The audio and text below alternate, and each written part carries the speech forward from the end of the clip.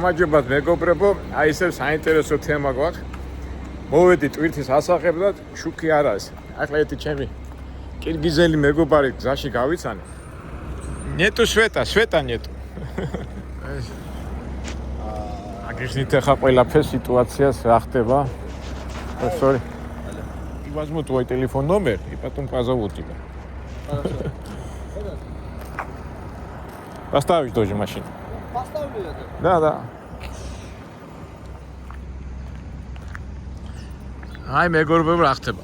ეხლა მოვედი აქ ტვირთის ასაღებად და მე დავიბენი. ხო იცით ეს PR კოდი, ნომერი. მე მოდი ახლა მივარ გაჩვენეთ ისე თქმა მინდა. ყველა დაბნეულია. რია. ალბათ ასეთ რაღაცას არ არიან შეჩეულები. აქ ძღოლები მოდიან, იქ წერენ რაღაცას იწერენ, რომ დარეკონ. აქ დაგროვდა თელი მანქანები. აქით მოდი ახლა რიგრიგობით თანმიმდევრობით მოგიყვებით ყველაფერს რა მოხდა.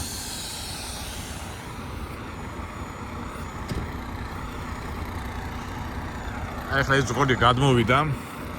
როგორც ხდება ხოლმე აქ ასეთი ინფორმაცია, ან PR კოდი უნდა გადმოიღო, ან ტელეფონის ნომერი. მეც ასეთი რაღაცა გავაკეთე ოპერაცია. Unfortunately no light. აუხსენი ამას რაღაც გავაკეთე მე ხა. ესე იგი, როგორ ხდება ხოლმე, ან PR კოდი უნდა აიღო ამის მიხედვით, ან ტელეფონი უნდა დარეკო რა. მე საერთოდ ხო როგორი პრობლემები მაქვს ამ თანამედროვე იმეებზე და გადმოვწერე, ვერ ვეკავ. აქით რეკავ უკვე ტელეფონზე ვერ ვეკავ. მეთქი რა ამჭის კაცო ეს. აი, ასეთ სიტუაციებში ზოგჯერ ვიბნევი ხოლმე რა, ხო მიცდეთ თანამედროვე ხა თანამედროვე ახალგაზრდობიც ეს არაფერი არ არის, მაგრამ მე ზოგჯერ ვიჭედები ხოლმე და ეს პროცესები გავაკეთე, რაც აქ წერია. და აქ ნომერია, როგორ არის უყურეთ, ეს სამსახურის ნომერიც უნდა რა სიტყვენ. GZ number, trailer number, ნუ ყველაფერი ეს ამოვწერე და დავდექი იქ უკვე იქ მანქანებს სადაც განან ეხლა. იქიდან გადმოხდა ეს კირგიზი ტიპი. წინა დღეს გავიცანი უშინ და რაღაც ერთი-ორი თბილი სიტყვა უთხარით ერთმანეთს და რომ დამინახა გაუხარდა. ხო და მე უთხარი, შენ როგორც ახალგაზრდა ბიჭი მეთქი ახლა რაღაც ვერ გაუგე ამას მეთქი და მოვედით ეს გადავიღეთ, რეკავთ. ტელეფონი არ მუშაობს. ის არ მუშაობს და რა ვქნათ და ავდექი და მაშინ წავედით უკვე პიტაპირ აი რაღაცა სამქროა, საიდანაც ტვირთი მომაქ. და იქ თავიდან რომ დავიწყე ვიდეოს გადაღება, არეული სიტუაცია იყო. და რა ხდება? შუქი წავიდა. შუქი არ არის, ძალა არ აქვს და დაბნეულები არიან. კი მინდოდა გადაღება, მაგრამ ცოტა და გაღიზიანებულები არიან და ამ გადაღებიდან გამომდინარე, ახლა არ იფიქრონ, რომ რაღაცა ზუღებ და ცოტა ისეთი გადაღება გავაკეთე. მაგრამ ფაქტი. თუმე ამერიკაშიც დენი ითიშება. აი დენი გაითიშა, თქვათ ასე რაღაცა შეიძლება მოხდეს, ხო, ტექნიკური რაღაცა, მაგრამ ავტომატი არა აქვს და ეს ჩვენ რო გვაქვს ხოლმე დვიჟოკები, ქართულად როგორ არის? დვიჟოკი. ანუ ავტომობილზე დვიჟოკები ხო ქონდა ხოლმე და ამათ არა აქვს და ოხდით ჩაოლებრივ არა ნორმირებულ სიტუაციაში.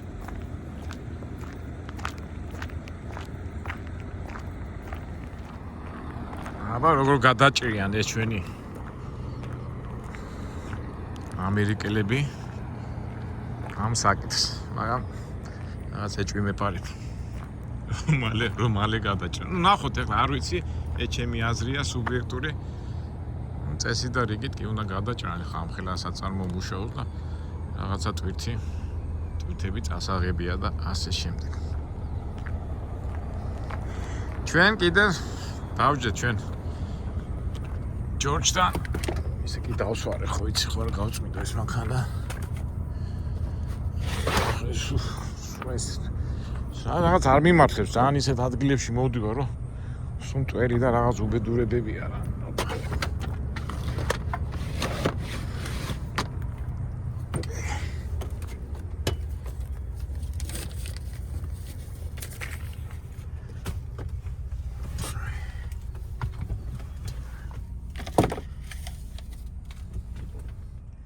მოგვეცა მეგობრებო საშუალება ვიქტორინა გავათამაშოთ. ეხლა რა გავათამაშოთ? ესე იგი, რომელი საათი ეხლა აქ არის? 9 საათი. ესე იგი, როგორ მოვიფიქროთ? ესე იგი, ვინ გამოიცნობს? 1 საათში ჩაერთობა დენი, 2 საათში, 3 საათში, 4 საათში, 5 საათში თუ მთელი დღე არ იქნება. თქვათ ესე იგი, ვინც ის იქნება მოგებული, თქვათ 1 საათში ჩაერთო, ხო? 1 საათზე მეტი თუ არ იქნება გასული, ის პირველს იტყვის, რომ 1 საათში ჩაერთობა ეს დენი, ის იქნება მოგებული. ვინც იტყვის 2 საათში, ესე იგი 2 საათამდე ვინც გაარტყავს რა. და ჩვენი წესი ახლა ზოგჯერ არიან ხოლმე, რომ შენი ლატარიის ის ვერ გავიგეთო. ვიდეოს მიმდინარეობის დროს უნდა გამოიცნოთო თუ მერეო და არაფერი, ვინც პირველი იტყვის კომენტარებში ის იქნება მოგებული. მას გადაეცემა ჩემი წიგნი ოვრეული. აი ეს ძოლის დადის ზემოთქვემოთ ვერ გაერკვა. ოღონდ შემთხვევაში გავარკვიე. აქეთ მეორე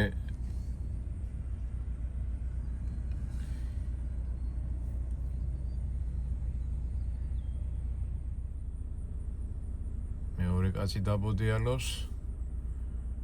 აქეთ ის ჩვენი შავკანიანი, ვისაც უთხარით, რომ წადი ფეხით გააკეთე რეგისტრაცია და თქვა წავიდა და გააკეთა რეგისტრაცია და ჩემსავით ახლა დაბრუნდება. მანქანაში დაждდება და დაელოდება.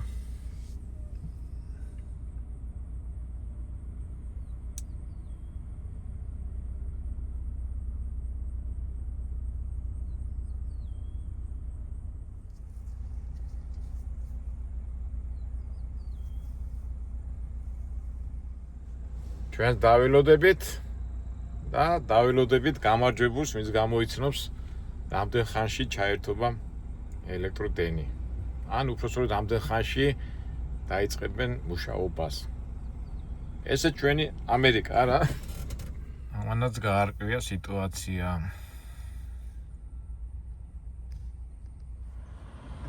აი კიდევ ერთი ტრაილერი მოვიდა. პიკაპი და გროვდება მანქანები.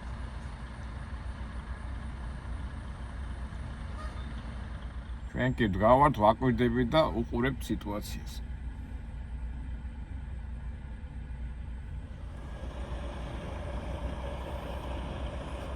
ამიცის ადგილი არა ესეც კაზახია თუ რაღაც შუა აზიელი აშკარად ეთყობა. თუ ჩინელია, აი უნდა გავაკეთო და გაჩედი, stop here.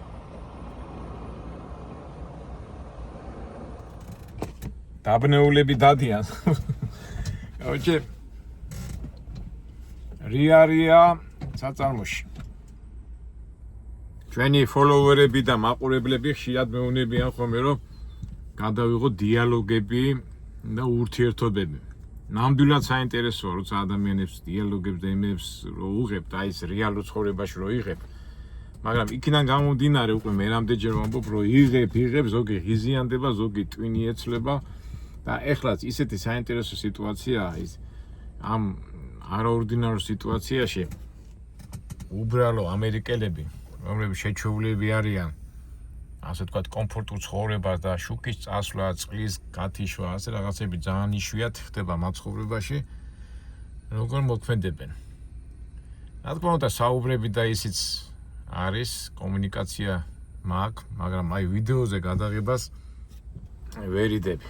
ეხლა ვფიქრობ, სპეციალური სათვალეები ხო არ ვიყიდო, ასე ვთქვათ, ასე სათვალეები აქ ჩანდეს და ასე და ლაპარაკში. იმიტომ მართლა საინტერესო რაღაცებია ეს რეაქციები სხვადასხვა ადამიანი, სხვადასხვა წარმოშობის ადამიანი ამ აწყობილ ქვეყანაში როგორ იქცევა. და კომუნიკაცია, მაგრამ ნახოთ.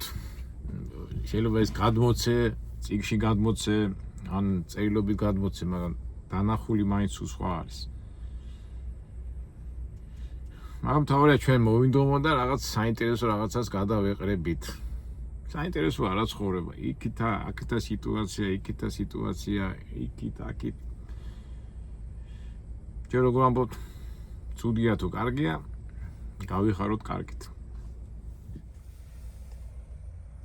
აი ჩვენი კირგიზი მეგობარი გადმოტვირთეს ახლა არაფერი არ უნდა. ეს მე და ეს გუშინ ერთად წამოვედით. მე სხვაგან გადმოვიტვირთე და ეს აქ მოვიდა. გამოიხედა აქ ახლა არა ვეღარ დამინახა.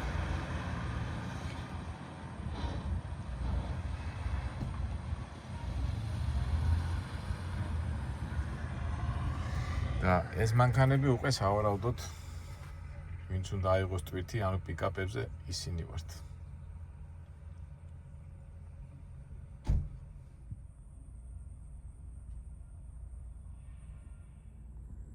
გავჩერდი და ფიქრები წამოვიდა, და აი ჩემი ფიქრები მინდა გაგიზიაროთ.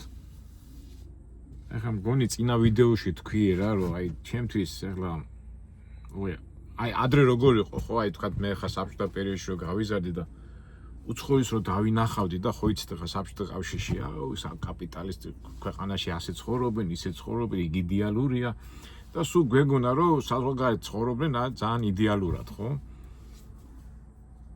კი, თავისთავად ეხა საბჭოთა კავშირში მქონდა თავის ჩაკეტილი ქვეყანა ვიყავით და ვთქვათ ის მანქანა ცუდი, განსაცმელი არ ვარ გოდა, იქ ველოსიპედი არ ვარ გოდა, ბევრი ხარისხები იყო ხო, დავცინოდი და ვინმე რომ წავიდოდა საზღვარგარეთ, იქიდან ჩამოიტანდა ტანსაცმელებს, ან რაღაც კალმებს, ან რაღაცებს და ეს იქიდან ჩამოტანილი საქონელი რომ შენ ხელში ჩაგივარდებოდა, შენზე ბედნიერი ადამიანი არავინ არ იყო. მერე იყვნენ ადამიანები, რომელიც ცდილობდნენ ოღონდ რამენაირად საბჭოთა კავშირიდან გაქცეულიყვნენ. აი ჯინსების თაობა ხო გახსოვთ, აი ტურაშვილს უარ დაწერილი და მაგ თაობას უნდოდა თავისუფლებიდან უნდოდათ, ვერ სუნთქავდნენ აქა და გაქცევა უნდოდა. გასაგებია თავისი მიზეზები ის, მაგრამ უმეტესობა მაინც უფრო მატერიალურ მხარეს და უფრო კაი ცხოვრებას აყენებდნენ წინ რა. მერე გაიხსნა საბჭოთა კავშირი დაინგრა, ხალხმა დაიწყო სიარული აქით-იქით და თურმე თლად მასეც არ ყოფილა. აქაც კი რა თქმა უნდა კაპიტალისტის სიწყობასა და კონკურენციაში ის პროდუქტი რომელიც გამოდიოდა ქარხნებში და ფაბრიკებში კი კარგი იყო, ყველაფერი კარგი იყო, მაგრამ რის ფასად და რა ფასად თურმე თლად მასეც არ ყოფილა, რომ ამის ენერგია და ის დახარჯული კი ვითომ ადამიანთა უფლებები ის დარღვეული იცავდნენ დაცულია შრომისგან იმისგან, მაგრამ საერთო ჯამში თურმე რად მასეც არ ყოფილა იმ ლამაზი ცხოვრების მიღმა, დიდი ენერგია და დიდი ადამიანური სულიერი და ურთიერთობები და 1000 რაღაცას იწირავდა. ეხლა ბიძია მარქსი და სოციალისტები რაც გვასწავლიდნენ, რომ ადამიანმა ისე უნდა იმუშაოს, რომ ეს სოციალიზმი და კომუნიზმი კაპიტალიზმზე უფრო წინ წასული ადამიანთა წყობა იყო, ხო?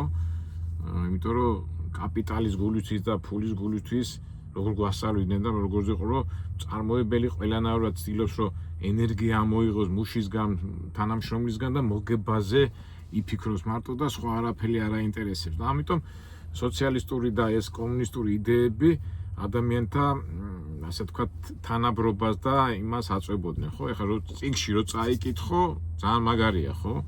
იფიქრე რა თქმა ეს კაპიტალიზმი და რა თქმა ეს შენი საბაზრო ეკონომიკა და ასე როდესაც აგერ არის სოციალისტური წყობა, აგერ არის კომუნისტური წყობა, რომელიც ადამიანი ყოველთვის დაცული იქნება.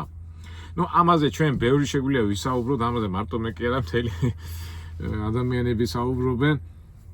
რომელიც წყობა კარგი რა წყობა, რანაირი, როგორი და მთელი მიმართულებები, აი წეღანას ხო ლაპარაკობდით ეს წინა ვიდეოში არ განვიხილიეთ ჟაკ ფრესკოს საზოგადოებრივი წყობა, ისიც ადამიანთა მაშინ რომ განვიხილეთ, რომ ვინ იყო ჟაკ ფრესკო, რომელიც ამერიკაში დაიბადა და რო ხედავდა ამ წყობილების რაღაც ბევრ უსამართლობას და თავისებური საზოგადოება შექმნა, ხო? თუ გაიხსენებთ აი წინა ვიდეოში ლაპარაკობდი ამაზე. ნუ ასია თუ ისია, ნებისმიერი ადამიანი ფიქრობს, რომ ამ სამყაროში და ამ გარემოში არ დაიჩაგროს და ნუ მაქსიმალურად სასარგებლო და ის ნახოს. ნუ ამაზე თელი ეგანავს კი ფილოსოფოსები და ისინი ყველა საუბრობენ. მაგრამ რისკენ მიმყავს საუბრობენ, მაგრამ ადამიანი ყველგან არის ადამიანი. ის იაპონიაში დაიბადება, საქართველოში, აფრიკაში თუ ამერიკაში თუ რუსეთში თუ რა ვიცი, ყველას უნდა სიმშვიდე, სიწყნარე, სიყვარული, პატივისცემა და ეს 95% ყველა ადამიანს ეს ყველას საერთო გვაქვს. მაგრამ ეს ადამიანები სხვადასხვა სიტუაციაში ვარდებიან და სხვადასხვა სიტუაციაში როგორ იქცევიან, აი ეს უკვე განსახილველია და ამ თემაზე მინდა ცოტა ვილაპარაკო. ჩემი ცხოვრებიდან გამომდინარე ისე მოხდა, რომ პირველი ჩემი კაპიტალისტური ქვეყანა ვიყავი 17 წლის, როცა მოვხდი ავსტრიაში. შეჯიბრებაზე ველოსიპედიდან წამიყვანეს და ველოსიპედიდან მეთქი და თავიდან მახსოვს, რომ აი ასე ვიყურებდი უცხოეთში ის მეგონა ავსტრია ხა ვენაში მოვხდი პირველად და ხოჭი ეს პროპაგანდა რო მქონდა აი სადღაც ყველაფერი კარგია და ის არის ასე და ამ შტაბიჭლებებით ვიყავი. მე მოვხდი იტალიაში, მე მოვხდი ინგლისში, ამ კაპიტალისტურ ქვეყნებს ვიზახი. მაგრამ მე ისე მოხდა, რომ ფაქტურად ძალიან ბევრ ქვეყნებში მოვხდი და უკვე შევეჩვი, ასე რომ ვთქვათ, ამ უცხოელებს, უკვე უცხო პლანეტელი კი არ მეგონა, რომ ჩვენები ადამიანი თავისი ინტერესები, თავისი ფიქრებით უბრალოდ კაი სიტუაციაში ჩავარდნილი. და მე უკვე საბჭოთა კავშირი რო გაიხსნა და რო დავიწყე უკვე ბიზნესურად სიარული, ეს უკვე ცოტა ასაკში, რაღაც 28-29 წლის ასაკში. იქ ჩინეთში მოხდი, იქ პაკისტანში მოხდი, კორეაში მოხდი და საერთო ჯამში რაღაც გარკვეული დრო მომივიდა და უკვე მე იმას უყურებდი როგორც ადამიანს და არა როგორც უცხოელს. კი, შეიძლება იმას თვალები ასეთი ქონდა, ან შავი იყო, ან თეთრი იყო, ან რაღაცა იყო, მაგრამ აი ეს ზღვარი, რასაც ქვია, აი ადამიანს უყურებ და მე არა მაქვს რა. ზღვარი როგორ იცი, აი ის უცხოელი ჩემთვის უკვე უცხოელი არა, ის არის პროსტა ადამიანი, რომელიც ცხოვრობს იტალიაში, ესპანეთში, ან იმაში და აი ზღვარი ამეშალა. ნუ ამ ზღვარში უკვე მე ვუგებდი მაგათ ინტერესებს, უკვე მაგათ ხასიათში ძვრებოდი და ჩემთვის ეს ზღვარი დაეკარგა. ზღვარი რო დაეკარგა, უკვე ხასიათებში ჩევედი და უკვე ჩემთვის უკვე სხვა მნიშვნელობა მიიღო მაგათ რო უყურებდი, ჩვეულებრივ უბრალოდ даже გეოგრაფიამაც ჩემთვის უკვე იმდენად რო დავფრინავ ზემოთ ქვემოთ, ამანაც მანძილმაც დაკარგა რა ზღვარი. შეიძლება ჩრდილოეთში მოხდე, ციოდეს, მე შევჩავიდე სამხრეთ აფრიკაში მცხელოდეს, უბრალოდ მაგრამ ეს იმას ანიშნავს, რომ მე ეს ცხოვრება ეს არ მაინტერესებს, მაგრამ უბრალოდ ადამიანებს უყურებ როგორც ადამიანებს და მე უკვე ვადარებ, აბა ეს ადამიანი ამ სიტუაციაში როგორ იქცევა, რანაირად იქცევა და ისეთ თქმა რომ ეხლა აგე შუკი გაითიშა, ქარხანა არ მუშაობს, უკვე რიაში არიან და ასეთ ბევრ სიტუაციებში ეხლა კონკრეტულად ამ შემთხვევაში, მაგრამ ბევრჯერ მოვხვედრი რომ აი ომში, თქვათ რაღაც არაორდინარულ სიტუაციებში და ადამიანები როგორ იქცევიან იმ მომენტში. და ვადარებ და აი რატო დავიწყე ამდენი ლაპარაკი, აი ეხლა მინდა შევადარო და მინდა გამოსახო ვიდეოში ეს და თუ გამოგვივა ხო კარგი იქნება. უბრალოდ შეიძლება ვერ გადავიღო, მაგრამ ჩემ მას მაინც ვიტყვი. ეხლა ჩემი თაობის ხალხი, მე პატარა რო ვიყავი, ეს ძველი თაობის ხალხი ძირად ხშირად საყვედურობდნენ ხოლმე, რომ აი თქვენ ომი არიცით, თქვენ შიმშილობა არიცით, ის არიცით, ეს არიცით და ხშირად აი უხერხმდგომარეობაში ჩავარდნივა, რომ აიმე რატო რა სიცხვილია, რომ აი მე ჩემი ბავშვობა ასეთი ბედნიერი ბავშვობა მაქვს და აი ჩემ ბაბუა წინაპრებს აი ესეთი ომი აქვს გადატანილი და მთელი ამბები და რაღაცნაირად თითქოს თანადგომას ითხოვდა ეს ხალხი, მაგრამ გავიდა დრო და იმდენი რაღაცა გადავიტანეთ ჩვენმა მთავრობამ. ომი, სამოქალაქო ომი, გაჭირვება, უშუქობა, უდენობა, კრიმინალი, ხედრიონს ვიძახი, ესა ავიცი ეხლა მოდის ეს ლიბერალიზმი, ეს უღმერთობა, ტექნიზმი და ფაქტობრივად აი ყველაფერს შევეხეთ რა. აი ჩემი თაობის ხალხს ვიძახი და აქედან გამომდინარე მე ვიძახი რომ თავარია იყო ადამიანი კი რა თქმა უნდა შეიძლება დაკარგო რაღაც მეგობრებო დამირეკეს და იმან მოიგო ვინც გადაწყვიტა რომ ისა ვინც რა ქვია თქვა რომ 1 საათში მოვიდო და დენი აგერ ის არის მოგებული წავიდე ხა მე დავაყენებ ამ იმას ჩემ იმას მერვე იმასთან დააყენეო და მე გავაგზავნო ჩვენი საუბარი არა მაინც ამერიკელები მაინც ამერიკულად მოიქცნენ მაინც ხოიცი სადაც დიდი ფულია უცბად მოაგვარეს საქმე რა გააკეთეს არ ვიცი მაგრამ მითხრეს რომ მერვე დოქთან მოდიო სად არის მერვე დოკი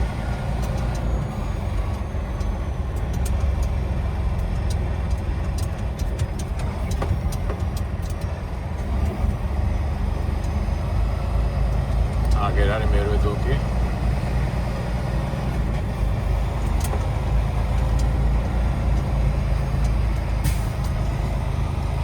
აი მოვიდა დენი მოვიდა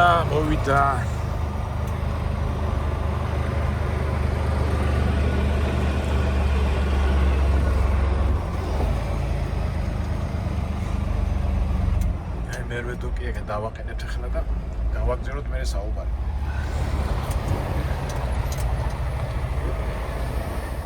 სიო დავაყენე და გავაგზავნოთ ჩვენი საუბარი და რას ვამბობთ ესე იგი შეიძლება ჩავარდე ესეთ სიტუაციაში რომ დაიბნე და მაგრამ თავარი ადამიანობა არ დაკარხო და ჩვენ ხშირად ვამბობ მოთმენი და შენთან მოიპოვე სული შენი ნუ ამას რატო ვამბობ რომ აი მინდა შევადო სხვადასხვა აი წინაც ხო თქვა უცხო მე ადამიანებს ვერ ვაჩვევ გერმანელია ის არ მაინტერესებს შემთხვევით თავარია იყოს ადამიანი და აი რატო ვამბობ ამას ახლა გეტყვი და აი ხა ხო შუქი ჩაქრა ის ჩაქრა და აი პირდაპირ ვიტყვი იმიტომ რომ მე ქართველი ვარ და ქართველები მიყვარს და საქართველოს მიყვარს მაგრამ ჩვენზე მომთმენი ხალხი ეხლა გაგიკვირდება ჩემ ხო ვართ ემოციურები ის მაგრამ ბოლომდე როგორ აი გამმეტებლები არა ვართ. აი მიუხედავად ამისა ხო ჩხუბა აი ჩხუბი და შემიდე და და საქმეზე რომ მივარ მაინც დაწყნადება, მაგრამ ამ თვისებას კი ამ ჩვენი ემოციების გამო ჩვენი რაღაცა ემოცია ხო იცი როგორ ემოციაში რო ვარდები მე ლოგიკურ აზროვნებას ვერ მიყვები და მე ბევრ შეცდომებს უშვებ და იქიდან გამომდინარე იმიტომ უშვებ ჩვენ ამდენ შეცდომებს თორე შინაგანად ჩვენი ბუნება არის ძალიან მაგარი და ეხლა გეტყვით რატო და ეს ცოტა ღრმათევა ალბათ მე ჩვენ კიდევ ვილაპარაკებთ ამ თემაზე მაგრამ მაინც შევეხე ამას და მინდა აი ეს სიტუაცია გამოიყენო რაც ეხლა აქ შუქი რო ჩაქრა და როგორ იქცევა ხალხი ექსტრემალურ მდგომარეობაში როგორ იქცევენ სხვადასხვა ეროვნების ადამიანები რახან ამერიკაში ვარ პირდაპირ გეტყვით ამერიკელები ვერ უძლებენ პრობლემებს პირდაპირ გეტყვით ახლა ჩემი გამოცდილებიდან ისე ჩემი სუბიექტური აზრია ვინაიდან მაგენი რო არიან შეჩვეულები კაი ცხოვრებას აი თქვა შუქი გამოითიშა ის გამოითიშა უყო იწყებენ ნერვიულობას აი პატარა დამეთანხმებენ ვინც ახლა ამერიკაში არიან პატარა რაღაცაზე თქვა მეზობერმა ხმაური გააკეთა სიტყვაზე იქ ხმაური მოხდა 11 საათის შემდეგ არ ძინავს იმენა წყობიდან გამოდიან ხოლმე რა აი ხშირად მე მომიყოლია ტაქსეც რომ დამიჯდებოდნენ ხოლმე აი ტაქსე კარგად აჩანს სხვადასხვა ადამიანები რომ მოდიან ახალგაზრდა გოგო 25-26 წლის ხარბატონი აი ესეთი ნერვე ესეთი იმით გელაპარაკება მეთქი გიჟი ხარ ეს ჩემი მოგონებები ვისადაგ რა თქმა აი მაქრე კი აქ ახლა მე როგორ ახსნი ამას ახლა აწყობილი ქვეყანა რო არის და უცბად იმ აწყობილი ჯაჭვში რაღაცა რო ამოვარდება შუქი იქ უსამსახურობა იქ პრობლემა იქ ისა და იმენა ნერვებიდან გამოდიან და ზოგჯერ ძალიან ზედმეტებით მოძდით ხოლმე რა. არ ვიცი, ეს ჩემი აზრია. თუმცა ახლა რა თქმა უნდა ამერიკა დიდი ქვეყანაა და ყველანაირი ხალხი ცხოვრობს, მაგრამ მაინც ეს კომფორტი ამერიკელებზე ძალიან მაგრამ მოქმედებს რა. უფრო სწორედ დისკომფორტი. და სხვათაშორის ახლა გამიკვირდა ახლა 1 საათში ჩაერთო აქაც რა. ახლა ვერ გადავიღე მე ზოგი ვიდეო ძალიან არეულები იყვნენ შიგნით და ნუ მაინც ასე თუ ისე მოაგვარეს და ეს ახლა რატო მოაგვარეს იცით? იმიტომ რომ ყველაფერი ფულთან არის დაკავშირებული.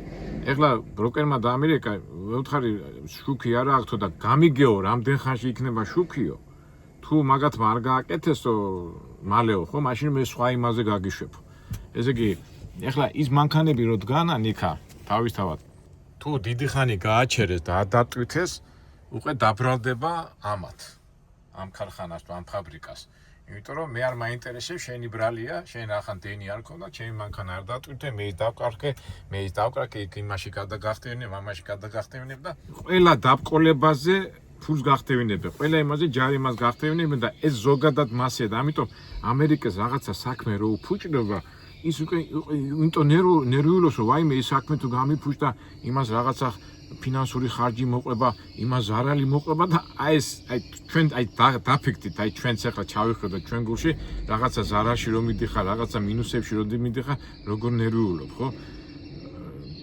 მე კი ვიძახი წყნარად შვიდად, მაგრამ მეც ნერვიულობ, გან არ ნერვიულობ, მაგრამ არ უნდა გამოხატო და წყობიდან არ უნდა გამოხვიდე. და აი ამერიკელებს ეს ჭირთ. იმიტომ რომ აქ დიდი ფული ტრიალებს და ავიღო 100 წელზე მეტია და ნუ ამერიკა ყოველთვის ფულის ქვეყანა იყო და სადაც ფული ტრიალებს, იქ ეს ნერვული სტრესები უფრო მაღალ დონეზეა და ეს გამოხატვები. ეხლა ამერიკელებთან ურთიერთობა მე მარტო ამერიკაზე კი არ ვიძახი, მე ჩემ ტურისტული ბიზნესიდან გამომდინარე სულ უცხოელებთან მქონდა საქმე და ამის უფლება მაქვს რომ შევადარო რა. ეგ ყველაზე მაგრები, აი ესეთ გადამწყვეტ მომენტებში, აი გინდა ასე თქვით, გინდა ისე თქვით, არიან ებრაელები.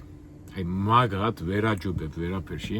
ალბათ მეტყვით რას გულისხმობ? კი, ებრაელებიც არიან ემოციურები, საკმაოდ ემოციურები არიან, მაგრამ მომართულები არიან საქმეზე. ებრაელებმა რა იციან, იცით? აი ხა მე ძალიან ბევრი ებრაელებთან მქონდა საქმე და აი თქვათ რაღაცა საქმე კეთდება, 4-5 კაცია. და რაღაც საქმეს აკეთებ და საქმე გაფუჭდა.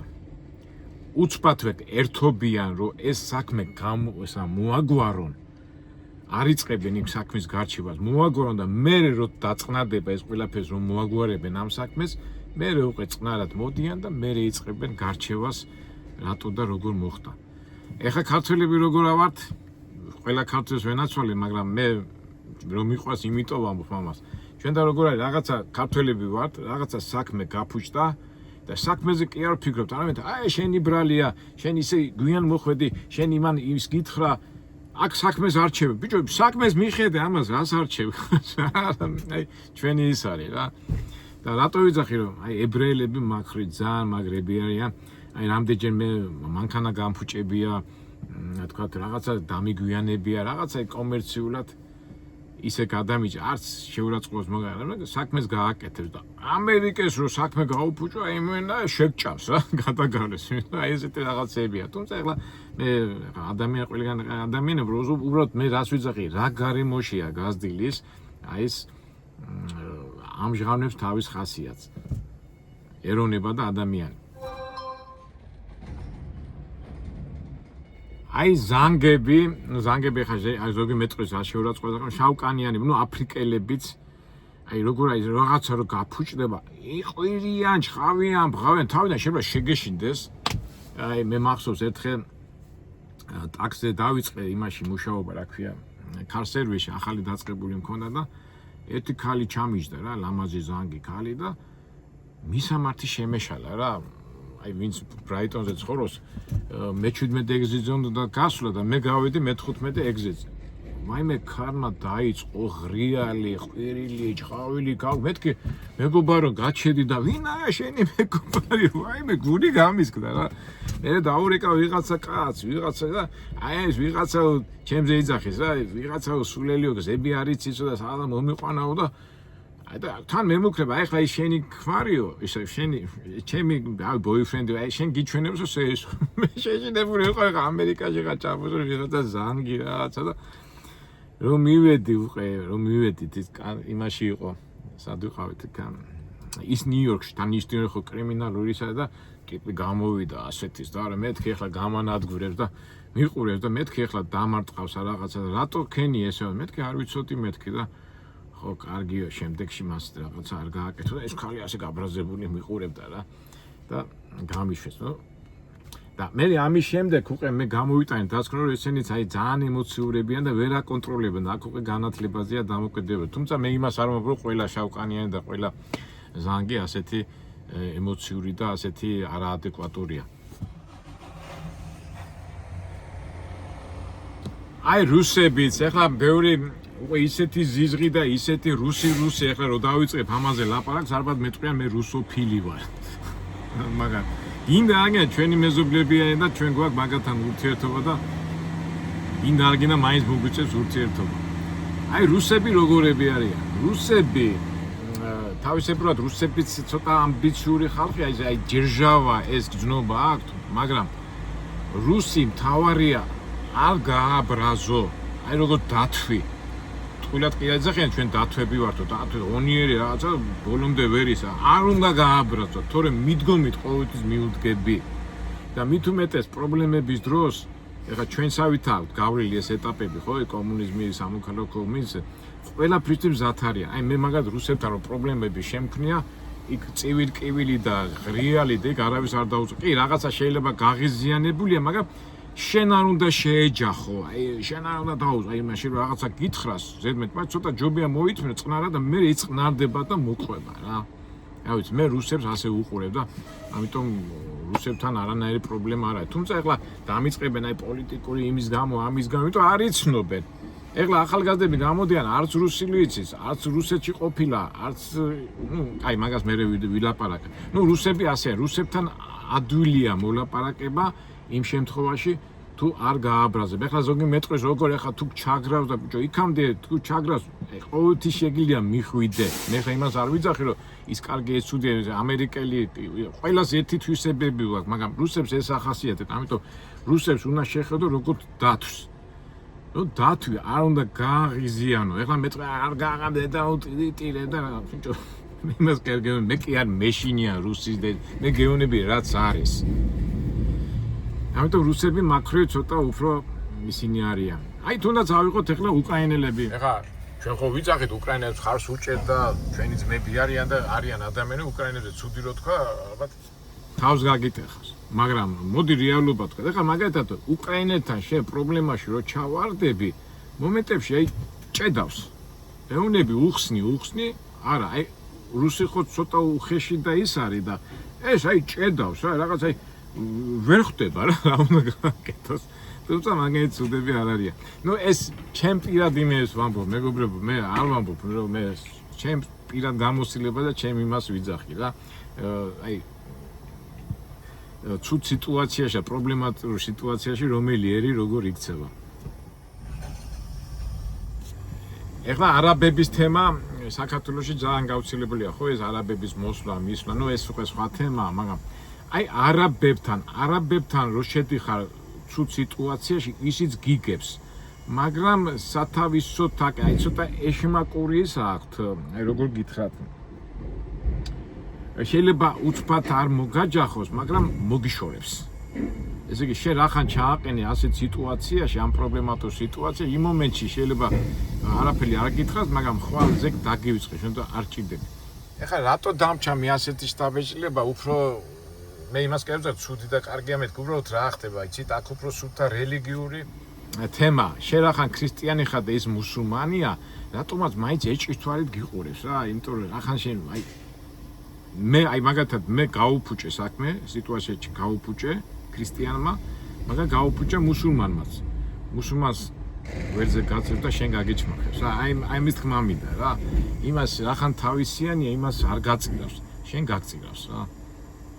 თუმცა მანდაც შეიძლება ლაპარაკი, მაგრამ მაინც ეს ანგარიშიანები არიან რა, ეს მომავალზე ფიქრობს, ეს კაცი რაში მჭირდება, ის ჩემი ძმა არის, ის მუსულმანია და ის ჩემი იქნება და ეს რაში მჭირდება ქრისტიანი. კი, გაგიღიმებს, გაგიცინებს, მაგრამ საერთო ჯამში, მაინც საბოლოო ჯამში სათავისოდ რაციონალურად მიუდგება იმ საკითხს და